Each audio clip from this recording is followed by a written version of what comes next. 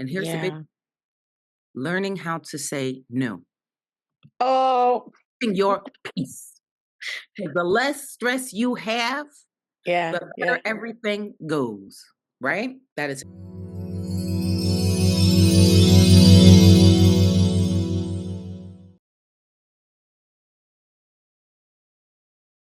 no auntie left behind. We got plans for joy. Amen, amen.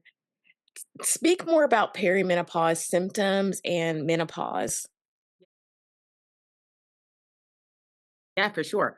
So here's an interesting caveat. I'm going to go in the time range. Perimenopause is the period that can go anywhere from 4 to 8 years. There are cultural differences in the way that the whole magical menopause merry-go-round is experienced. So for Black women, we have the bonus benefit of entering perimenopause 8.5 months earlier on the average than colleagues who are Asian or white. Why is that? Tell Well, me let's more about that yeah, one, yeah, Davida. yeah, yeah, yeah. We also have the benefit of being in it anywhere from 10 to 11 years, which is sometimes double that of our colleagues. Why is that? Well, there are a lot of compound issues. It's not that we are built different, it's that society and culture treats us different. So this means that for Black women, on the average, they are experiencing more stress on a daily basis, as we know. Yes, Really, yes. that's the way the system is. And so, because we are experiencing higher levels of stress, our cortisol levels are higher. Yeah, With higher yeah. cortisol levels, we have increased advent of high blood pressure, Yep, yep. diabetes, heart disease, mental wellness challenges. All of those things make it easier for us to enter the magical merry-go-round of menopause. If we were able to knock all of those out, I'm pretty sure that our experience in being in peri through postmenopause for a decade would be shortened, like those of our colleagues. Additionally, there is agency and access. Agency is about the ability to do something. Given the cultural system that we live in, our time is often crunched. We have to be super women. That Yeah, means that we do not take the time to do things that can help us, like going to the gym every day, or going and walking every day, or going to yeah, yoga. Or with that same mindset, the ability and the trust to push back against answers that are given to us that just don't make sense from medical or healthcare practitioners, as well as for those who are in corporate spaces from HR and benefits, or in any space where there's HR and benefits. So the access to the information is often further from us, and the access of ways to take care of ourselves is often further from us, given the culture that we live in that compresses our time, pays us less on the dollar, and makes every single thing harder for us. But I Ooh, always say, preach. if we weren't so magical, then there would not be such a pressure to make us less than that, Mm, say that again. right? There's a reason why it's called Black Girl Magic. Black girls are magical. And if we weren't magical, why y'all messing around so much trying to bother us? So things like that, in my case, I was able to, because of time and access, um, to see 4 different doctors before I got an answer that fit for a program that I was going to be able to go forward with. I don't know how many women have time, access, and agency to go to 4 different doctors, Yeah, right? Or even the mindset to say, you know what? That I'm not going to go for. This I'm going to go over here, right? yeah, We're all yeah, taught, particularly women, to be good girls and to not push back. yeah. I'd say for my benefit in this case, right? Because God makes no mistakes. I've always been willful, as my auntie would say, my late auntie, right? If I feel like it's a no, it's just a no. and I'm not going to back down. That can make me challenging in other instances, but it's very good for we the aunties in helping to have women understand the power of their own voice. Yeah. That's powerful. That's Yeah. powerful. Yeah. So those things compounded, they have us enter 8.5 months earlier, and those compound impacts help us stay in the magical merry-go-round of menopause for upwards of a decade, which in my case was definitely a decade. I entered perimenopause at 38, and I came out on the other side of the track at 48. So to be very clear, perimenopause presents itself in a range of ways. Just like every woman has a different menstruation journey, every woman has a different menopause journey, perimenopause journey. Menopause is one day. That's how it's defined, as one day. It is the day where you have not had a period for 1 year. When you get to that day where you have not had a period for for 1 year, that is menopause, that magical day. After that, everything else is postmenopause. So postmenopause goes from the magical day where you have menopause, which is where you have the cessation of a period for 1 year, through legacy. Now, the challenge is, in a lot of discussions and workshops, I have women say, well, I'm postmenopausal now. I don't need to hear about this. Untrue. So untrue. There are many things that need to be managed in that postmenopausal through legacy period. One of them is making sure that we increase muscle mass. We all know the auntie who has trouble getting out of a chair, right? Or even later on when we have the upward tick of early onset or just in general dementia.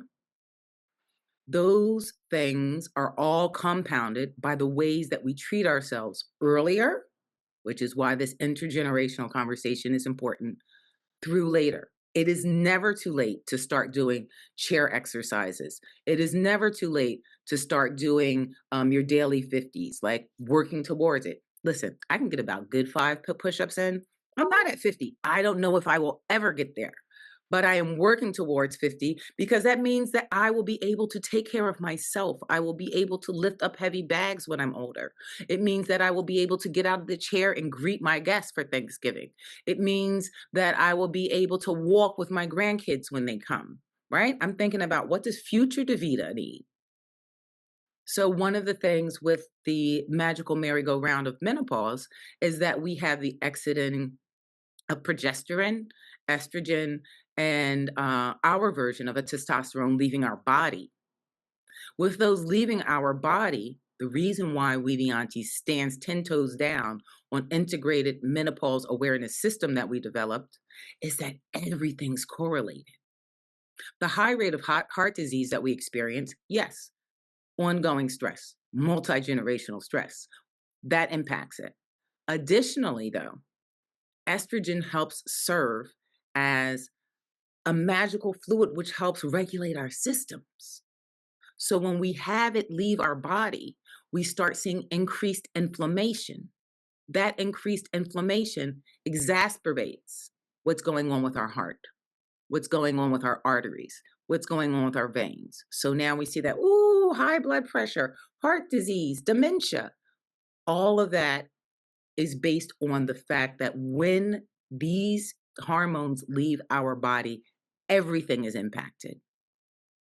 You asked earlier about some of the symptoms for perimenopause. They are widely ranging, but there are some key things and there's also some odd things. You might be someone who your whole life has had great teeth. And then all of a sudden you go to the dentist. Oh, I think I'm seeing a cavity, Rita. Wow, what is that coming from? One of the symptoms that can occur in perimenopause, bone loss. So if you have a dentist who doesn't know that you are in the magical merry-go-round of menopause, that can easily be written down as just, she has a cavity. No, dig deeper. That person should be asking questions around, are you experiencing perimenopause? And if the client doesn't know, then that should be a good opportunity to share information around how perimenopause can impact bone health. This is why we have developed the integrated menopause awareness system. Another thing that can present frozen shoulder. right? Because the Oh, hormones. yeah, I've had that. Right, right. That's one, right? So that happens. Frozen shoulder. You've had the frozen shoulder. How did the frozen shoulder present itself to you? Well, it just kept hanging around, and I thought that I had, like, slept on it wrong. Months later, year later, 2 years later, I'm like, "This is a thing." And so the hot flashes has been also something that's been bothering the crap out of me. So I love to hear some of the other hacks and symptoms, how you could, help women navigate those symptoms. Yeah. So hot flashes, great. Here's a very interesting thing. Black women, on the average, experience vasomotor symptoms, such as hot flashes and night sweats, at a more intense level and for a longer period of time than colleagues who are white or Asian or Latina. So we get the richer end of the stick on that too. There are some key things that can help people manage hot flashes. And one of them really always boils down to, what are we eating? Now, listen, you can't keep me Mm. certain days from some special person's sauce. I'm not going to lie to you. I can get down on some sauce. That does not mean that I need to be having it every week like I was at one point. What it does mean is that what we eat really impacts us at this point. We're looking at more anti inflammatory foods to help us alleviate some of the intensity of the hot Mm.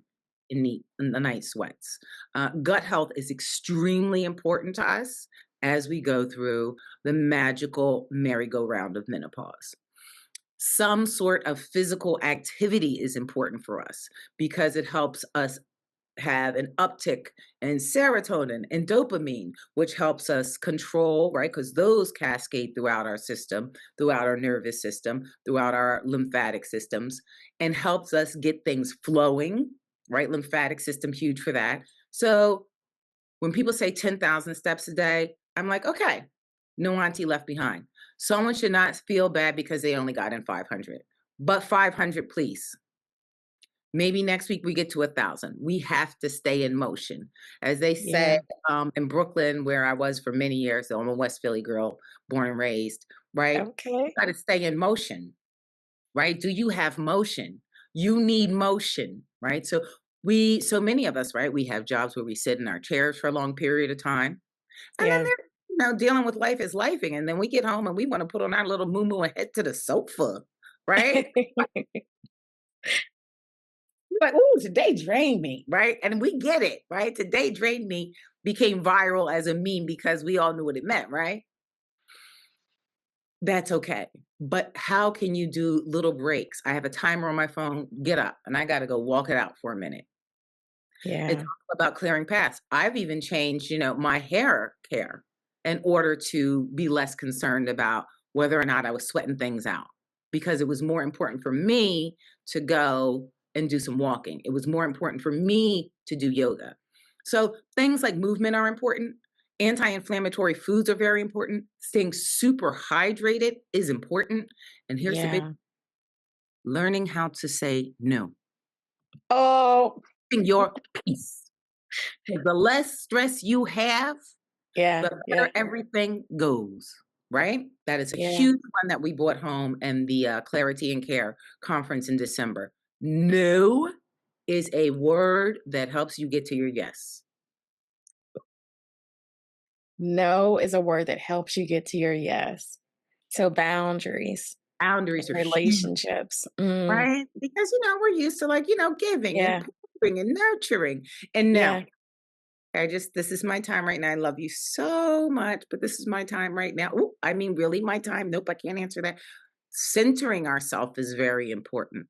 Boundaries mm, are important. How we're eating is important. How we're moving is important. Hydrating is important. And being in joy fueled communities as much as possible.